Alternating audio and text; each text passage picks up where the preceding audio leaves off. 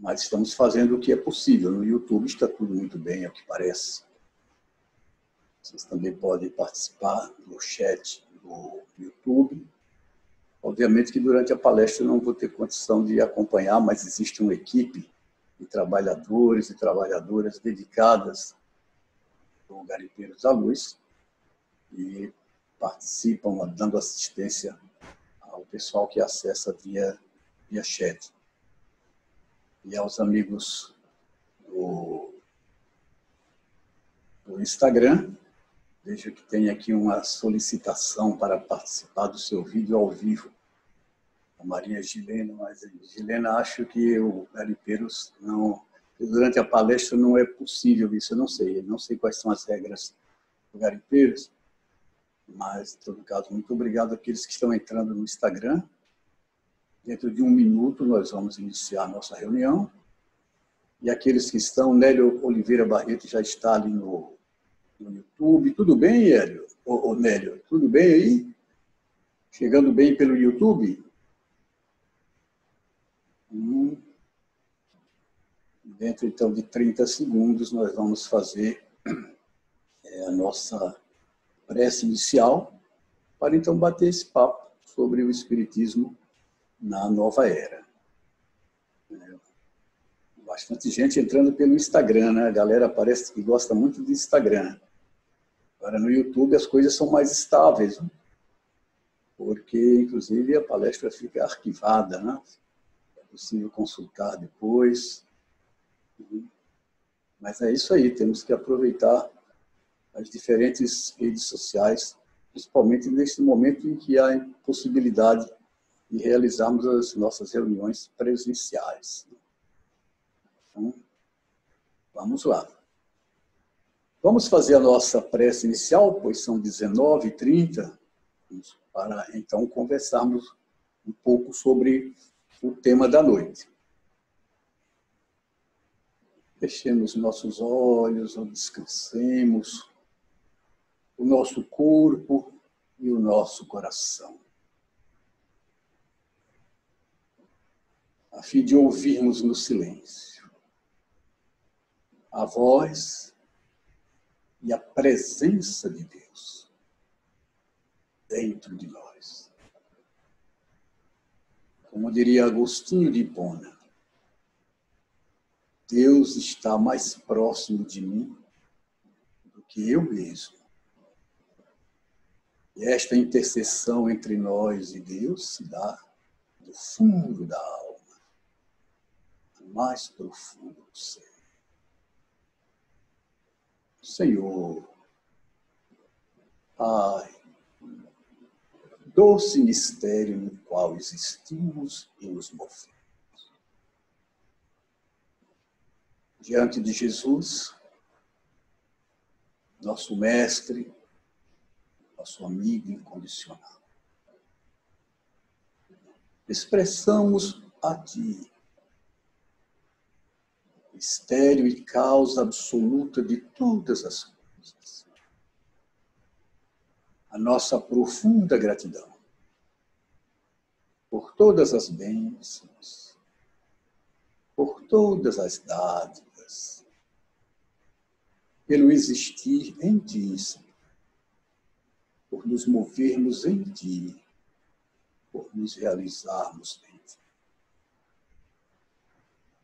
Sentindo a Tua presença em nós, e a presença do Senhor Jesus, e a presença dos nossos amigos espirituais, possamos dar por iniciada a nossa reunião online desta noite, com paz e alegria em nossos corações.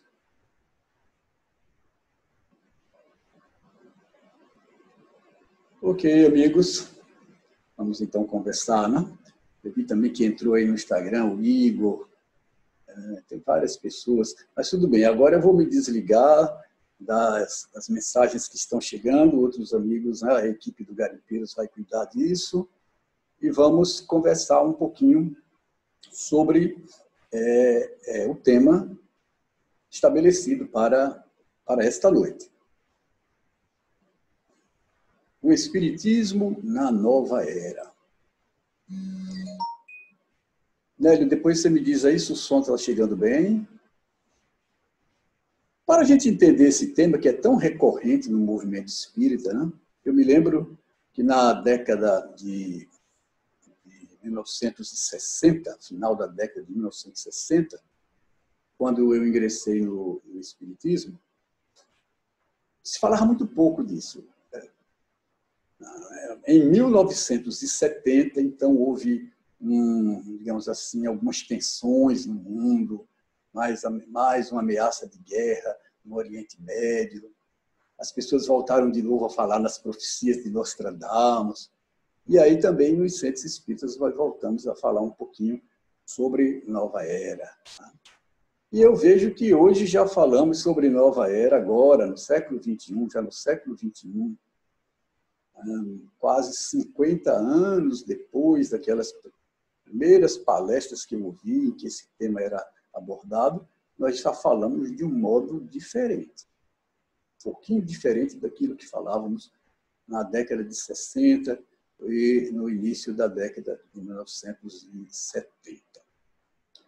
Então, eu acho, até para que a nossa conversa possa acrescentar alguma coisa, se é que ela acrescenta alguma coisa mesmo, para a gente compreender aqui outros aspectos, já que esse tema da Nova Era ele vem sendo exaustivamente abordado nas casas espíritas nos últimos anos. Vamos fazer um retorno na história. Vamos ver o século em que Jesus se materializou entre nós.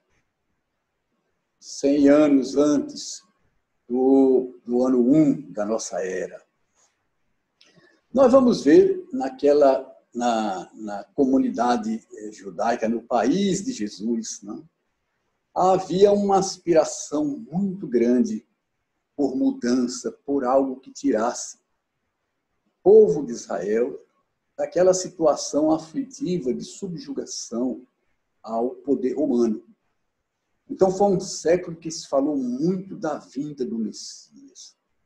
A promessa da vinda do Messias não era nova, ela já existia há muitos séculos, porque a história do povo de Israel também é uma história de sobe e desce, de momentos muito dramáticos, né? Em várias ocasiões, este povo esteve escravizado a outros povos, no Egito, na Babilônia, né? Então, sempre houve aquela aspiração de que alguma coisa, de que aquela situação iria mudar, e que viria um enviado dos céus para dar uma vida melhor àquele povo. Então, no século em que Jesus se manifesta entre nós, se materializa entre nós, há uma expectativa muito grande sobre a chegada do Messias. E há também uma ebulição muito grande na sociedade. Uma ebulição política, social. As pessoas já não aguentando o jugo romano, Israel foi muito resistente ao jugo romano, inclusive por razões religiosas, né? Porque os romanos consideravam o imperador também uma divindade. E Israel jamais aceitaria prestar culto a outro Deus que não fosse Jeová. Né? Então, nesse século em que Jesus se manifesta, eclodem muitas pequenas rebeliões, muitos grupos de resistência se formam, né? Para sabotar, lutar contra o Império Romano. Mas o Messias, e esperando que surgisse o Messias para finalmente consolidar essa vitória e dar a Israel uma estabilização, um novo padrão de vida. Mas o Messias já estava entre eles. Era o próprio Jesus. E Jesus se manifesta, então, entre nós, dentro dessa atmosfera em que é esperada uma nova era. Nós que estudamos um pouquinho o Evangelho, né, todos nós que estamos na casa espírita, nós sabemos que Jesus não foi compreendido, porque aquilo que era esperado para a missão do Messias não se concretizou aos olhos daquela gente. Eles esperavam realmente um grande vitorioso, um grande chefe militar, um grande chefe político, que, enfim, virasse a mesa da situação político-social. E vem Jesus com uma nova proposta, uma proposta, aliás, muito mais radical, uma proposta que é para abalar as referências e as estruturas de todo um modo de vida. E as pessoas não compreenderam, porque no passado, como no presente também, nós estamos muito fixados nas questões pontuais, aquelas que dizem respeito ao nosso dia a dia, aos nossos interesses imediatos, às nossas ambições, às nossas frustrações, enfim, àquilo que surge das nossas pulsões egóicas. E o Messias, Jesus, não foi compreendido, né? Nós sabemos. Ele acaba sendo crucificado, né? E crucificado porque foi de encontro a toda uma maneira de olhar o mundo e também a todo um sistema de interesses materiais mesmo, que em determinados momentos fez a aliança dos líderes judeus com os romanos, interesses meramente materiais. Isso sempre existe quando a gente vê a questão do poder humano, das negociações em torno do poder humano, e aconteceu lá também naquela época, né? Mas Jesus, já sabendo também, né, que iria ser crucificado, que iria ser sacrificado, consegue formar aquele grupo de amigos, pede que eles levem a mensagem adiante, aquela mensagem que não foi aceita em um primeiro momento pelo seu próprio povo, e faz uma promessa. A promessa de que realmente virá essa nova era, que ele vai continuar junto e de que ele também enviaria um missionário, um emissário que iria relembrar tudo o que ele havia dito e ainda acrescentar muito mais. É quando Jesus faz a promessa do Consolador prometido no Evangelho de João, se não estou enganado, no capítulo 14. Pois bem, Jesus é crucificado, Jesus volta para a espiritualidade, e nós vamos ver os apóstolos, os amigos mais próximos de Jesus, depois o colégio de discípulos um pouco maior, e depois toda a comunidade cristã do primeiro século, trabalhando a ideia de que a era nova, de que a vinda do Messias e a era nova seria para o final do século. Então havia uma convicção muito forte no primeiro século da cristandade de que aquela promessa de Jesus, de Consolador, de era nova, ela se concretizaria no final do primeiro século. Bom, não aconteceu isso, né? Não aconteceu isso. Havia um erro de previsão, havia um erro que eu acho que se repete até os dias de hoje, de querermos datar os ensinamentos simbólicos. Quando a gente data os ensinamentos simbólicos, tem esse ímpeto, é um ímpeto natural nosso. Nós queremos ter o controle dos fatos da vida, nós queremos ter o controle do universo, que está sempre nas mãos de Deus. E nós queremos, então, ter aquela coisa de trabalhar no tempo. O tempo que é uma coisa que só existe em função da mente. O ser, na verdade, vive numa dimensão atemporal, além do tempo. Mas nós estamos encarnados aqui, estamos sujeitos a essas influências, então sempre queremos datar. Os primeiros cristãos dataram a promessa de Jesus e esperaram o início da nova era no primeiro século. Não aconteceu. Mas, entusiasmados, cheios do Espírito, como se diz na letra do Evangelho, os cristãos já se espalharam pelo mundo inteiro, venceram a resistência do Império Romano, né? Aquele que fora crucificado, aquele que fora derrotado, né, lá no Gólgota, aparentemente, vai se tornar o grande vitorioso na Roma dos Césares, no centro do mundo, no centro do poder. Logicamente, há um preço alto em termos de sofrimento físico, mas esse sofrimento físico, quando comparado ao amor, quando ele é dissolvido no amor, ele deixa de ter esse peso que nós imaginamos. Foi o amor que venceu o Império Romano. Foi o amor que venceu o materialismo, o paganismo do Império Romano. E os cristãos, então, continuam, agora também já fazendo as adaptações ao novo contexto, né? Também trabalhando com essa promessa, com essa ideia de que virá sim uma nova terra, virá sim um novo mundo, virá sim uma nova época em que todos compreenderão o Evangelho. Nós sabemos como foi a história do cristianismo.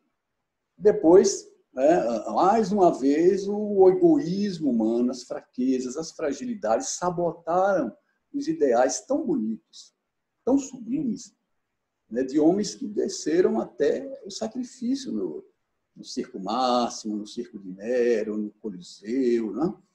Então, o cristianismo, de certa forma, ele é cooptado pelo poder em Roma. E nós temos aí um período imenso de decadência no cristianismo. Só depois, séculos depois, nós vamos ter sempre, obviamente, aquelas cidadelas, aqueles postos em que os pequenos grupos resistem, em que pequenos grupos vivem realmente a mensagem do Evangelho. Isso sempre existiu. Em nenhum momento isso foi sufocado. Mas, do ponto de vista assim, mais macro da comunidade cristã, nós sabemos que o cristianismo entrou em declínio, quando ele se deixa envolver pelo canto de sereia do Império Romano. Né? Então, aquilo que era vitória vai começando a se transformar em derrota, em degradação. Então, nós vamos ter que esperar séculos, venha um Francisco de Assis, venha um Valdo de Lyon, que são homens que vão tentar resgatar a mensagem primordial, pura do Evangelho, né? Baseado não só nas palavras, mas principalmente na observação dos exemplos de Jesus. Francisco olha principalmente para a vida de Jesus, mais do que as palavras. As palavras, às vezes, podem confundir, porque tem as interpretações, a leitura dos símbolos, né? Um vê de um jeito, outro vê de outro, e ao longo de todos os séculos o que temos visto é sempre os discípulos querendo adaptar a mensagem do Evangelho, que é avassaladora, que abala mesmo a nossa referência, nós tentamos adaptar aos nossos interesses, às nossas convicções materialistas e aos nossos interesses imediatistas. Então, vamos ver lá na frente outro movimento, né, que tenta resgatar também a essência do Evangelho, o movimento dos protestantes, o movimento dos evangélicos, faz a crítica à estrutura da igreja e, mais uma vez, se retoma o ideal da nova era que vem aí, da nova era que pode ser implantada, da nova era que pode substituir essa situação, digamos assim, degradada que estava ali naquele momento. Ok, vamos dar um saltinho na história, né? Vamos chegar ao século do nosso Espiritismo, no século XIX. O Espiritismo, então, ao estudar o Evangelho de Jesus, ao assumir o Evangelho de Jesus como sendo a sua moral, né? E o seu código de conduta, vamos dizer assim, para aqueles que são adeptos do Espiritismo, retoma também o tema da nova era. Kardec tem essa convicção de que está nascendo ali, naquele século em que surge o Espiritismo, um marco, um momento muito importante da história da humanidade. E aqui eu faço um parênteses, aquele parênteses que eu sempre faço, né? Na verdade, em nenhum momento da história do mundo nós deixamos de estar em transição. Okay? A vida é movimento. O Espiritismo também nos diz, isso é fluxo infinito. Né? A vida é fluxo, a vida é movimento. Então, segundo a segundo, há mudanças. Segundo a segundo, há alterações, há mutações em todo o universo. Então, a Terra também, por sua vez, está sempre em mutação, sempre em mudança. Quando nós dizemos assim, recorremos a essa simbologia de nova era, nós estamos nos referindo a um contexto, a um conjunto de eventos que marca um determinado período. há momentos nesse fluxo universal que a coisa parece, aos nossos olhos, ficar um pouco modorrenta, né? Fica ali mais lenta. E há momentos em que até existem os saltos quânticos, nós damos um salto enorme, seja no campo da intelectualidade, da tecnologia e da moralidade também. É claro que no campo da moralidade nós temos caminhado muito lentamente, conforme o Espiritismo nos ensina desde Kardec. Mas no período pós-Kardec nós temos um salto fantástico no século XX. Então, só na primeira metade do século XX nós produzimos muito mais conhecimento do que em toda a história da humanidade. E olha que tem a outra metade, né? Eu falei da primeira metade, tem a outra metade. Tem esses primeiros anos dos anos 2000, né? do milênio atual, desses primeiros 21 anos, vejam quantos saltos em conhecimento nós demos, quantos saltos em tecnologia. Tudo isso é mudança constante, mudança constante. Então, transição, o mundo está sempre em transição. Mas quando nós falamos isso do ponto de vista espiritual, né, falando da coisa da nova era, nós queremos nos referir a um marco, a um momento, a um contexto que realmente faz uma diferença. Kardec também teve essa percepção. E nós temos a referência à nova era com 2 livros básicos da codificação que eu ressaltei aqui no meu background, aqui, na minha tela de background. Ali o Livro dos Espíritos e a Gênese. Né? No Livro dos Espíritos, já há a afirmação de que o Espiritismo está iniciando, nasce dentro de um contexto de uma era nova, vem para promover essa mudança no mundo. E em A Gênese, Kardec detalha um pouco mais o que seria essa era nova. Como seria essa era nova. E Kardec também tem a convicção de que ela está começando com o Espiritismo. E mais interessante é que a Gênese de Kardec, né? A Gênese, coloca qual seria o papel do Espiritismo dentro desse contexto, desse momento que seria marcante na evolução da humanidade. As coisas não vão parar por aí. É sempre importante que a gente veja, as coisas não vão parar por aí. O progresso, o desenvolvimento, o fluxo, eu não diria essa palavra progresso, porque ela leva a muita coisa que não é muito boa. Mas eu diria que o fluxo do universo é contínuo. Então, nós teremos muito mais depois dessas mudanças. As coisas continuarão evoluindo. Mas Kardec diz que dentro desse contexto de construção dessa era nova, o Espiritismo aparece para secundar a humanidade, ajudar a humanidade na construção aliás, na sua evolução moral, para secundar o progresso moral da humanidade.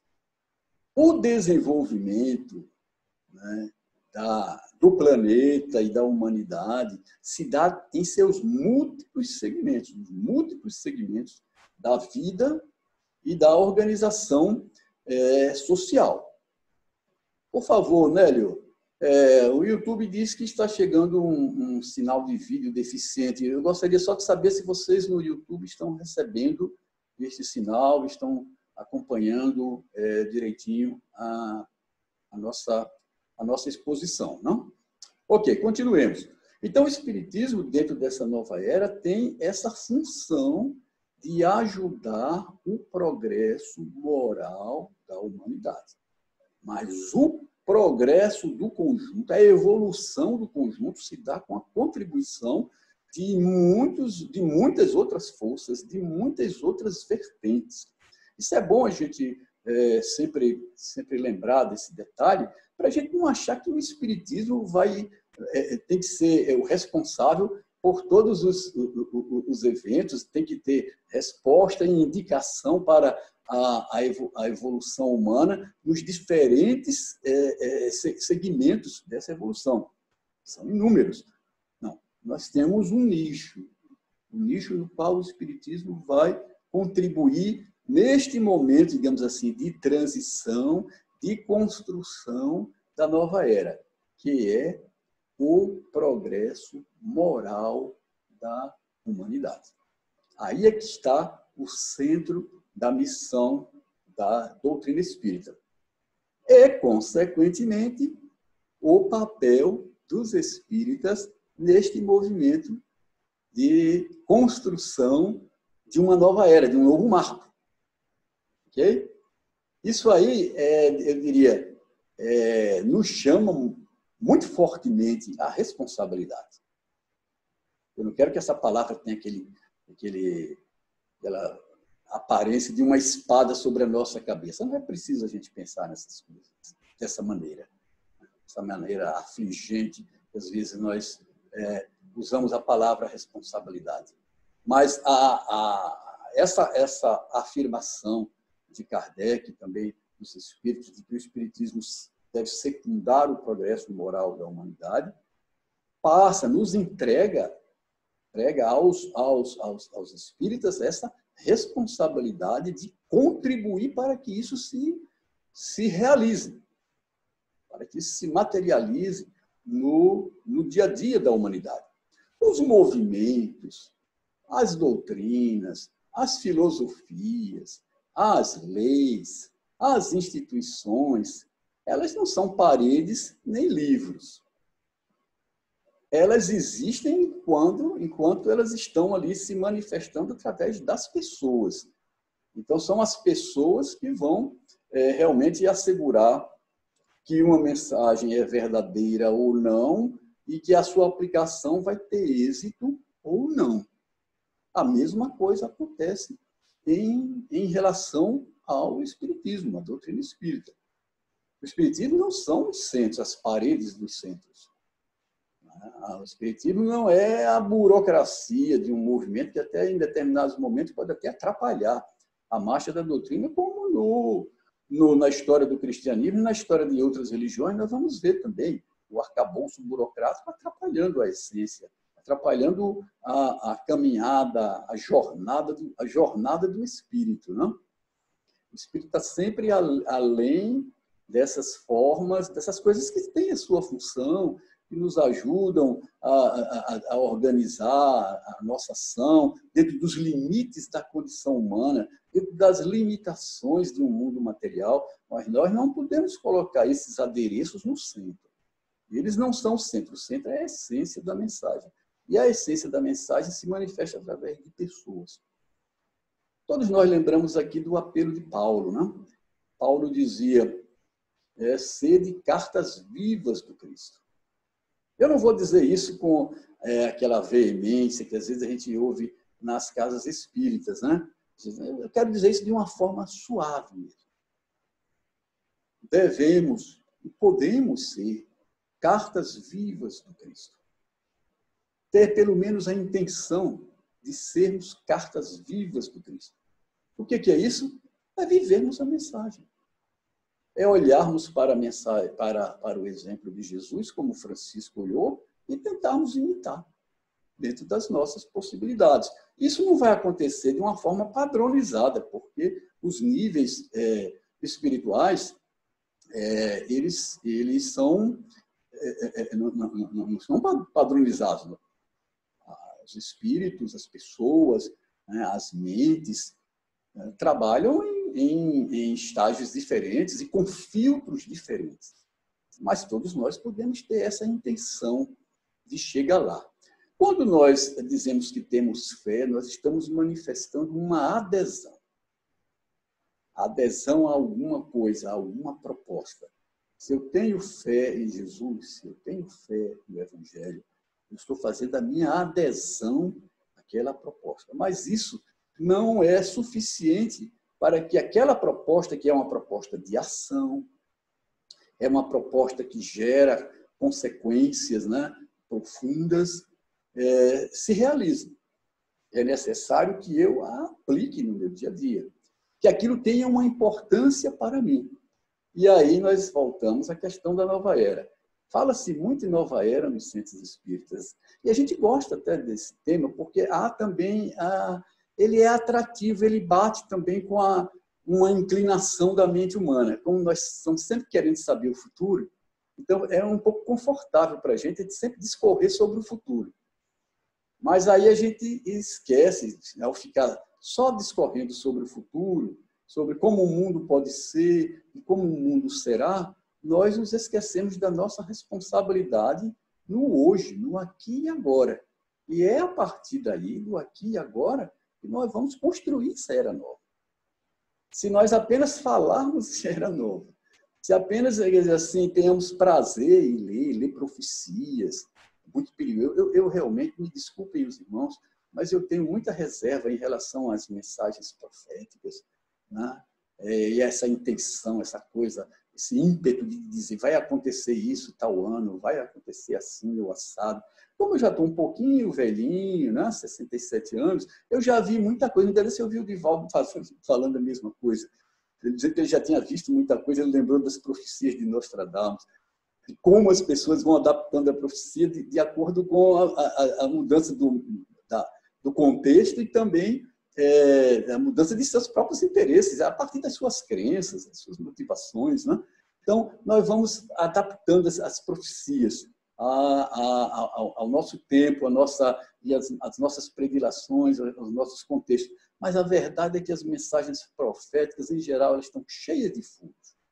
Inclusive, mensagens proféticas que já vieram através de Grande Média. Até o Chico Xavier cometeu erro nisso e ele assumiu isso no final da vida. Isso não é nenhum demérito, isso não acaba com a missão de nenhum médium, isso não mancha a missão de nenhum médium, porque um médium é um homem, já dizia Allan Kardec, mostrava isso, os espíritos também são homens. Então, já mais maduro, o Chico admitiu que poderia ter alguma coisa que não estava muito coerente ali, muito pé no chão, no livro até assinado pelo espírito da sua mãe, Maria João de Deus. Isso é normal, e só um grande homem pode fazer isso.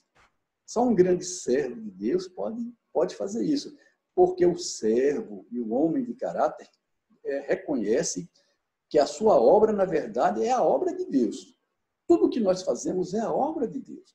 Nós devemos ter essa consciência de que Deus está no centro. E todos os santos, todos os grandes profetas, né, do passado, todos os grandes missionários, se colocaram com essa postura, uma postura de humildade. Nós devemos trabalhar para Deus. Então, Deus é o centro. Deus é o centro. Então, não é nenhum demérito, pelo contrário, é um sinal de grandeza espiritual quando alguém reconhece alguma falha, e o Chico chegou a reconhecer.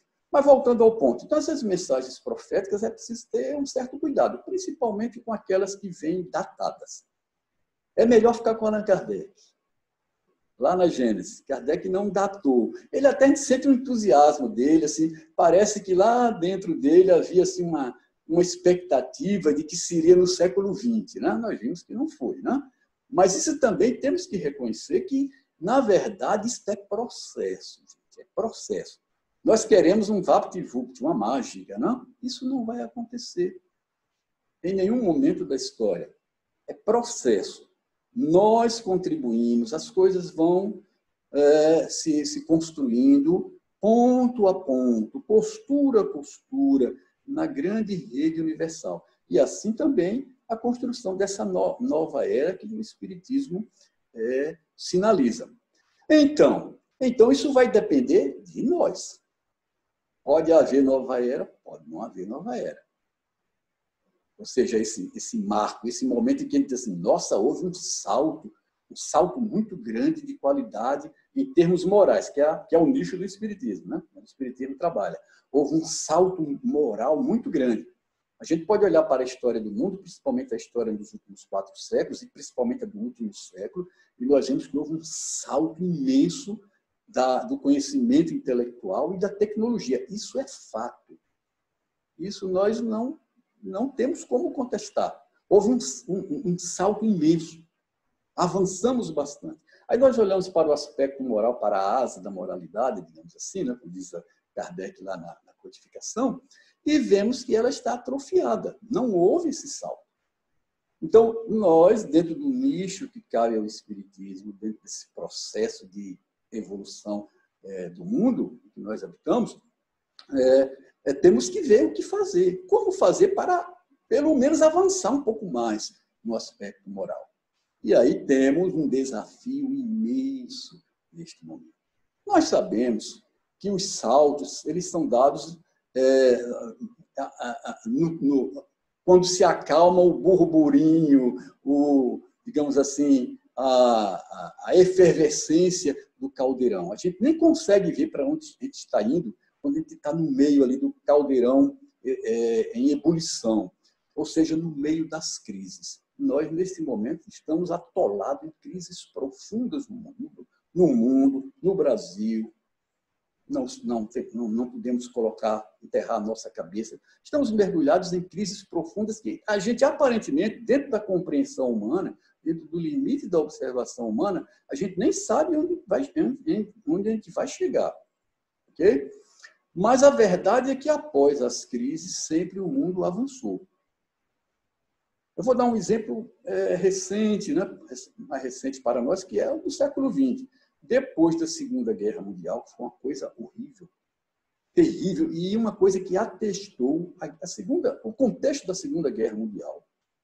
E também o contexto que se seguiu um pouco ali a Segunda Guerra Mundial, é o maior atestado de que realmente o nosso desenvolvimento moral está atrofiado. Okay? Porém, passada a Segunda Guerra, né, depois de tanto sofrimento, nós vimos que o mundo deu um salto muito grande. Deu um salto em termos tecnológicos, econômicos, intelectuais, e deu um salto em termos sociais. Eu diria também espirituais. Foram criadas instituições que, bem ou mal, estão aí ainda equilibrando o mundo, como a ONU, como as organizações ligadas à ONU, que têm evitado tanto que os conflitos regionais se transformem em conflitos mundiais. São essas organizações que vêm contendo. Surgiu a Declaração Universal dos Direitos Humanos, surgiu a Unesco para salvaguardar o patrimônio cultural, surgiu a Organização Mundial de Saúde, que está fazendo um grande papel desde então, e principalmente nesse momento de pandemia no mundo. Muita coisa surgiu. Houve também um crescimento nesse lado, né? Embora menor do que o grande salto em ciência e tecnologia e economia também. Salto muito grande. No caso da economia, temos que rediscutir muita coisa, porque a economia que nós construímos, ela deixou o homem de lado, né?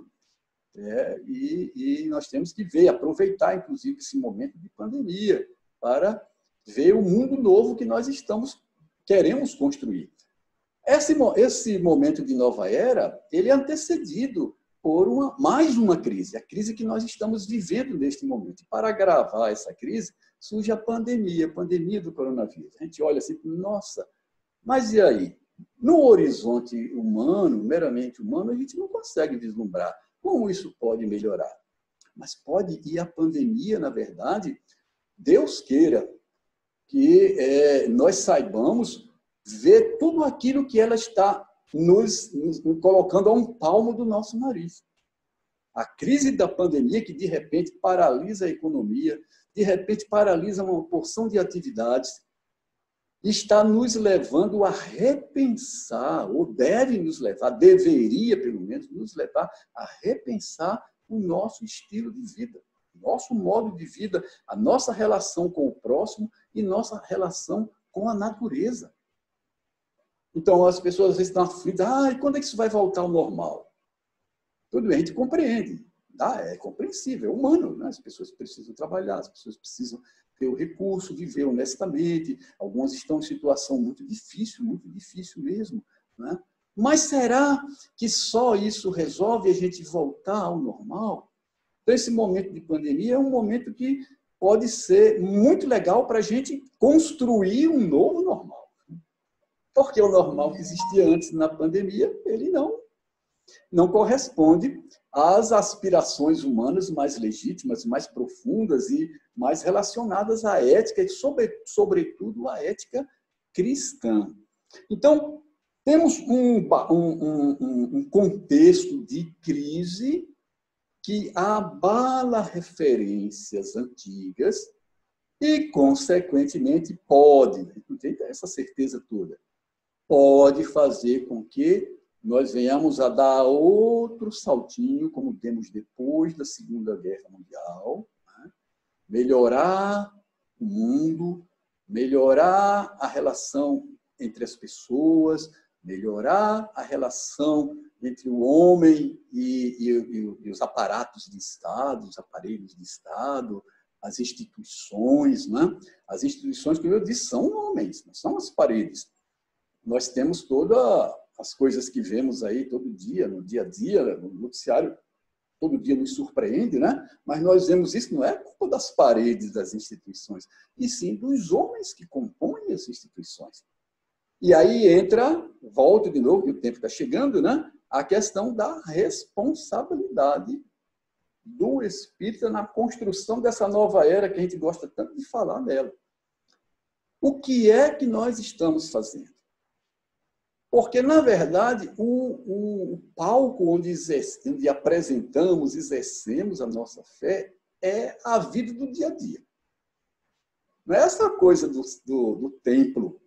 Sabe? A espiritualidade nossa, nós não vivemos no templo. Aquilo ali é uma parcelinha, é uma coisa que nos estimula, faz a gente reafirmar um compromisso em grupo. Não, vamos seguir esse caminho. Mas a nossa fé, nossa espiritualidade, nós exercemos no dia a dia, na vida civil. E aí, como é que nós fazemos? Nós fazemos lá fora aquilo que dizemos, queremos fazer, né? E dizemos isso quando estamos no templo, aquelas promessas que fazemos, mesmo em silêncio, no momento da oração, né? A gente está só assistindo uma palestra, a gente está contrito, a gente está dizendo, Senhor, eu quero seguir, eu quero fazer. Só que a gente depois sai do templo e diz, olha, aquilo que se fala lá no centro não se aplica bem aqui, não dá. Eu vou ser esmagado, eu vou ser triturado, vão passar, vão competir, vão me derrotar, enfim. Entramos com outros critérios que não têm a ver com a ética da tradição espiritual que nós seguimos. No caso, os espíritas, o espiritismo. E aí vemos essa profunda contradição. Gandhi, quando chegou à África do Sul, ele era um garotão, né? Ele aprendeu muito, a sua espiritualidade se desenvolve na África do Sul. E lá, quando ele chegou, como ele já era um rapaz muito ético, né? Isso na última década do século XIX, então ele fez muitas amizades entre cristãos também. E os cristãos tentaram converter o Gandhi. O Gandhi ia a cultos, era a igreja wesleyana, metodista, né? Ele ia a culto, ele estudou muito o evangelho, ele se apaixonou pelo Sermão da Montanha, mas ele nunca trocou a religião dele. Primeiro ele disse assim, nas memórias dele ele explica.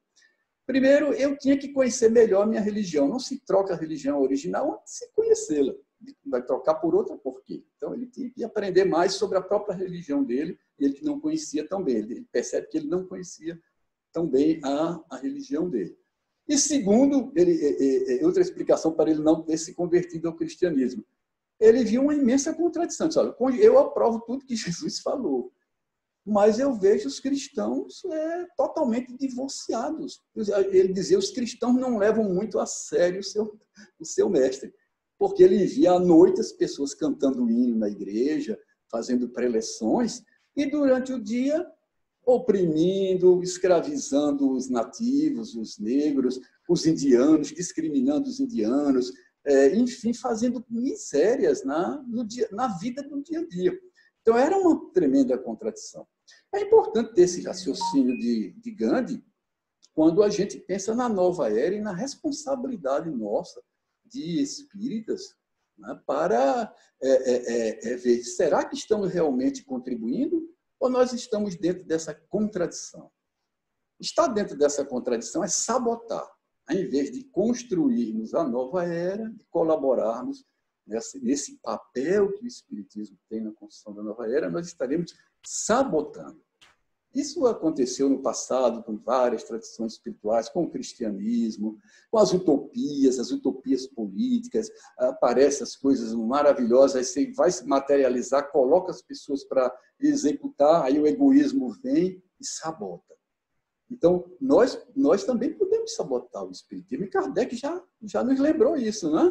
Kardec levantou a possibilidade do espiritismo não dar certo. Quem leu a codificação está lembrado disso. É só que ele diz assim, se o espiritismo não der certo, dê outra coisa. Porque a criação, né, a providência divina não para de criar, o leque de possibilidades é imenso. Nós estamos numa rede universal infinita, ilimitada. Nós não temos noção da dimensão disso, do tamanho disso. Então, não existe uma coisa que não funcionou, agora tudo vai perder o sentido, vai acabar. Não deu certo nem outra coisa. Kardec chegou a levantar essa possibilidade do espiritismo fracassar. Agora, o espiritismo fracassará ou fracassaria como? Se as pessoas que se dizem espíritas sabotarem o espiritismo. E essa sabotagem se dá exatamente por nós construirmos uma ética dupla. Vige uma ética dentro do templo e vige outra na nossa vida lá fora, no nosso dia a dia. Então, essa nova era se constrói a partir de uma vivência da nossa espiritualidade com um mínimo de coerência. A gente sabe que nós somos humanos, nós vamos errar. Nós vamos dizer, não, vamos repetir como Paulo, o bem que quero fazer, não faço. O mal que não quero fazer, faço. Paulo se via flagrado nessa fragilidade que existia nele, que existe também em todo ser humano. Vai acontecer. Mas isso é uma coisa. E a outra é nós não termos a intenção de acertar, a intenção de ter esse mínimo de coerência entre a espiritualidade que nós praticamos no templo e a espiritualidade que nós praticamos e a vida que nós praticamos fora do templo. É essa, digamos assim, essa harmonia entre esses dois polos que vai fazer com que nós cumpramos a nossa responsabilidade de espírita na realização deste papel que o espiritismo teria na construção da nova era, de secundar, de ajudar a concretização do progresso moral da humanidade, do progresso ético da humanidade. Meus irmãos, chegou a hora, eu vou ficar por aqui, né? Todas as pessoas estão em casa, mas as pessoas têm seus compromissos, mesmo os compromissos domésticos, né? E eu agradeço de todo o coração pela paciência que vocês tiveram, pela confiança dos diretores e das equipes de trabalhadores do Garimpeiros da Luz. É sempre uma alegria. Agradeço a Deus por essa oportunidade que eu tenho de servi-lo também na seara do Garimpeiros da Luz. E eu convido, neste momento, vocês apenas para que nós rapidamente expressemos nossa gratidão a Deus para encerrar essa conversa.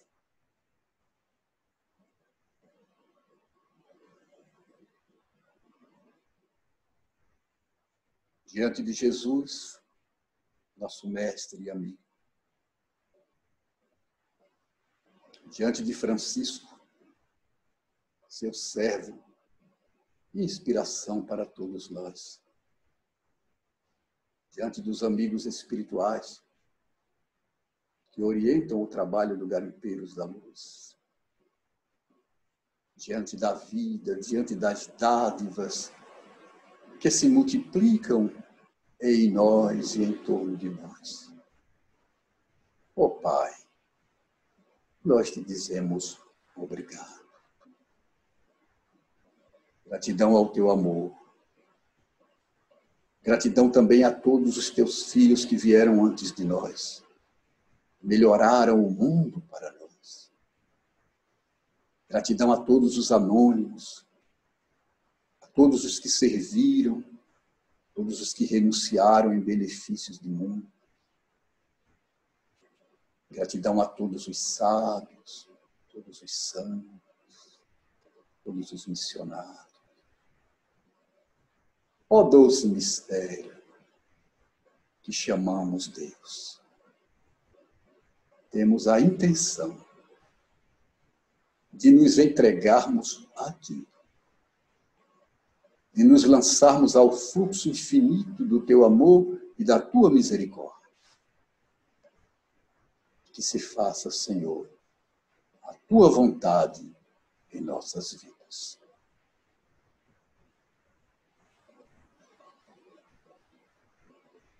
Muita paz para todos. Bom final de semana que está vindo aí. Até a próxima, irmãos.